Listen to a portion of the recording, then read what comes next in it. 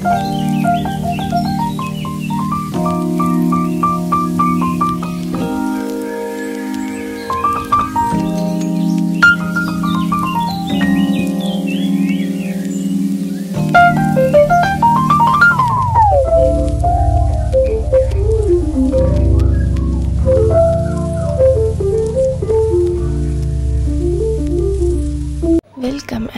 Back to plants पा channel. এই বৃষ্টি ভেজা ছাদ বাগানটা একটুখানি দেখিয়ে দিই। এত বৃষ্টি হচ্ছে যে কোনো বীজ বপন করলেও সেগুলো গলে যাচ্ছে, কিন্তু ছাদটা দেখুন কত সুন্দর লাগছে, এত গ্রিন সবুজ, এত সুন্দর সেজে উঠেছে। এবার দেখুন একটু ভেন্ডিও হয়েছে। এত ছাদ বাগানে ঝুড়ি নিয়ে চলে এসেছি, দেখি আজকে কি কি হারভেস্ট করতে পারি।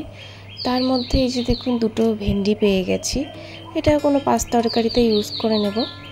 এবার দেখুন এই যে ল্যাংচা সবেদা, দুই রকমের সবেদা হয়, একটা লম্বাটে আর একটা গোল, দু রকম ভ্যারাইটি ছাদ বাগানে আছে। তো আজকে ল্যাংচা সবেদাটা দেখুন গাছটা টবে করা হয়েছে আর এত সবেদা হয়েছে আর সাইজটাও বড় হয়েছে। এরপরে একটুখানি বেগুন দেখিয়ে দিই। মা নানান জায়গায় বেগুন গাছ করে রেখেছে, প্রচুর বেগুন হয়, বলতে গেলে বাজার থেকে কিনতেই হয় না। তো সেগুলোকেই হারভেস্ট করে নিচ্ছে মা আর আমি দুজনে মিলেই হারভেস্ট করছি। এইটা খুব ভালো একটা টাইম কাটাই এইভাবে আমরা ছাদ বাগানে। তো যাই হোক, বেগুনও পেয়ে গেছি, এবার দেখা যাক কি পাওয়া যায় আর ছাদ বাগান থেকে। তো তার আগে দেখিয়ে দিই, এই যে দেখুন তরমুজ হয়েছে, এটা বীজ লাগানো হয়েছিল, বীজের গাছ, আর দু রকম তরমুজ হয়েছে, এটার সাইজটা একটু ভালো হয়েছে, আরেকটা ওই যে ছোটো আরেকটা হয়েছে। তবে যা বুঝলাম টবে বা ক্যারেটে তরমুজ করাটা একটু চাপের ব্যাপার, তো সামনের বছর মা আর তরমুজটা করবে না ছাদ বাগানে, সেরকম একটা ফলন পায়নি তাই।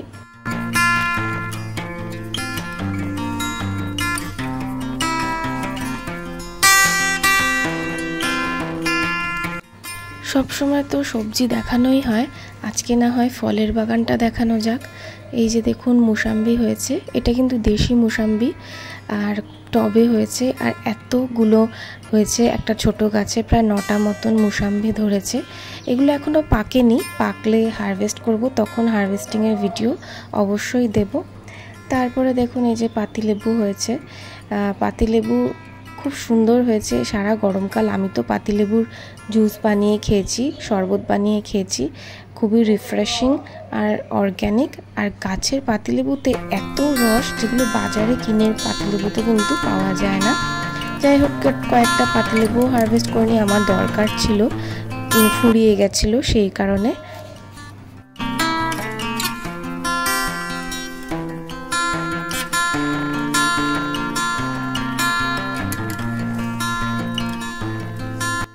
এইবার দেখুন ড্রাগন গাছে আবার ড্রাগন ধরেছে। এর আগের ভিডিওতে আমি দেখিয়েছি এক লট ড্রাগন তুলেছি, তারপরে দেখুন এই সেকেন্ড লটে আবার হয়েছে ওই একই গাছে এতগুলো ড্রাগন। তো ড্রাগন ফ্রুটের ফলন কিন্তু খুবই ভালো হয়, ইজি, কোনো পরিচর্যা লাগে না। তো যে কেউ ছাদ বাগানে এটা করতেই পারো। এমনি বাজারে কিনতে গেলে এক একটা 70-80 টাকা পড়বে, মিনিমাম 50-এর ওপরে তো পাওয়াই যাবে না। তো দুটো হারভেস্ট করে নিলাম। আগের ভিডিওতে দেখিয়েছিলাম লাউয়ের বীজ বপন করেছিলাম, দেখুন চারাও বেরিয়ে গেছে। এবার একটুখানি সকালের মেনুর জন্য, একটা পদের জন্য এই পুঁই শাকও তুলে নেওয়া হচ্ছে। পুঁই শাক তো কিছুদিন পরপরই আমরা খাই, এত ফলন হয় এই পুঁই শাক, যে কেউ ইজিলি করতে পারে ছাদে, বেশি কষ্টও নেই, কিছু বেশি সারও লাগে না। যাই হোক, মা তুলে নিচ্ছে। এবার এই যে দেখুন আজকে কি কি হারভেস্ট করলাম, পুঁই শাক আছে আর এই ছোট্ট ঝুড়িটা কিন্তু ভরে গেছে। যাই হোক, এবার নিচে গিয়ে রান্নাবান্নার প্রসেস শুরু হবে। একটুখানি পুদিনা পাতাও তুলে নিচ্ছি, পুদিনা পাতা দিয়ে আমি ডিটক্স ড্রিঙ্ক বানিয়ে খাই, খুব ভালো গ্লোয়িং স্কিনের জন্য। এই যে দেখুন মার এই গোডাউন মতন করা আছে, যেখানে সব গ্রো ব্যাগগুলোতে মাটি তৈরি করা হচ্ছে। যাদের মাটির সমস্যা তারা এইভাবে কিন্তু মাটি তৈরি করতে পারো। ডেইলি কিন্তু অনেক সবজির খোসা হয়, মা সেটা সারা সপ্তাহ ধরে জমায়, তারপরে জমে গেলে সেটাকে কিচেন থেকে নিয়ে এসে এরমভাবে এই যে জমানো আছে দেখুন, এগুলো এইভাবে গ্রো ব্যাগে ভরে দেয়। এগুলো কিন্তু খুব ভালো সার, মানে কম খরচে বাগান কিভাবে করতে হয় সেটা আমার মাঠ থেকে শিখতে হবে। উপর দিয়ে একটুখানি হালকা মাটির লেয়ার দিয়ে রেখে দিলেই ওইগুলোও ডিকম্পোজ হয়ে মাটি হয়ে যাবে। তো কম মাটি লাগছে, কম সার লাগছে, কিন্তু ফলন কিন্তু খুবই ভালো হবে। তো এইভাবে যারা বাগান করতে চাইছো আর চাইছো যে মাটির সমস্যা আছে, বেশি সার কিনতে পারবে না বা এরকম কিছু, তারা এইভাবে বাগান করে দেখো। খুব কম সময়ও লাগবে, কম খরচও লাগবে, বেশি ঝঞ্ঝাটও নেই, ইজি সব হয়ে যাবে।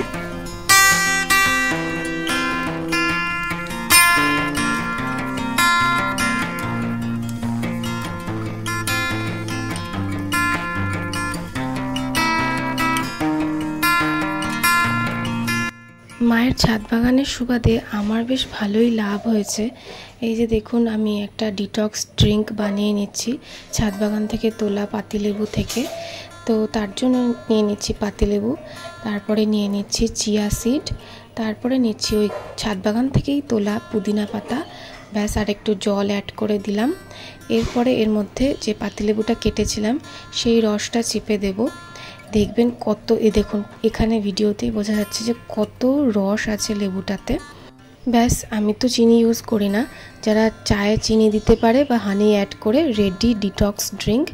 এটা স্কিনের জন্য খুব ভালো রিফ্রেশিং ড্রিঙ্ক। গরমকালে তো আমি খুব এরকম ড্রিঙ্ক বানিয়ে বানিয়ে খেয়েছি। সো ভিডিওটা করছি এখানেই এন্ড। যদি ভালো লেগে থাকে তো চ্যানেলটিকে লাইক করুন, শেয়ার করুন, সাবস্ক্রাইব করুন। Thanks for watching, by.